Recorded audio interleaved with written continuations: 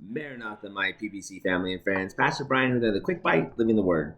So, of course, we know that most of our winter here and in the West, I've been telling you guys we should be praying for moisture, praying for snow, and we have, and God answered, and praise be to God for those things.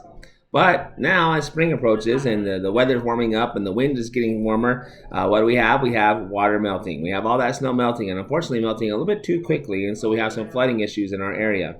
But as I was thinking about this, as I've been trying to deal with the flooding issues around my own home, I was thinking about a passage in actually Job, or Sean and I were talking about this, a passage in Job that we read and we just kind of don't really think about what the question is here. And I think it's a great question for us to ask ourselves this morning.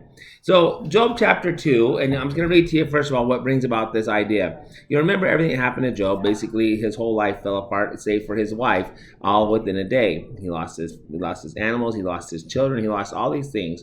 And now here he is, and he's his health, everything, it's all failing. And so what happens? His wife comes to him in verse 9. Wonderful woman says, then said his wife unto him, dost thou still retain thine integrity?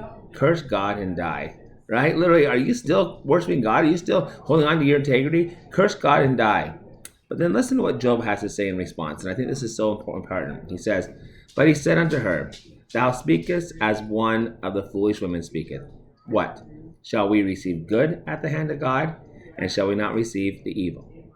In all this, did not Job sin with his lips.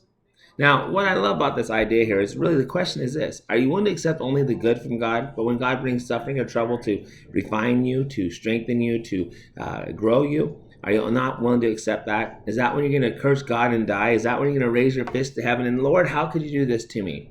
Right? Or are you going to go, okay, Lord, well, Lord, I know that with the snow and the rain, the moisture comes flooding. So, Lord, I will accept both. Yeah, I mean, honestly, if that's what it takes, I'll take the good and I'll take the bad, so to speak. Are you willing to take both? And I love how it says that even in all this, Job did not with his lips. How important is that? Sin with his lips. He wouldn't even be so foolish as to speak out against God that way. I have to admit, there are times that I'm not that wise. I wish I was as wise as Job in these ways sometimes. But, Lord willing, we all get there. So, I hope to encourage you today just to think about, as you think about your own life, no matter what you may be going through, are you going to receive the good at the hand of the Lord and not the evil? Are you going to take the good, not the bad, so to speak?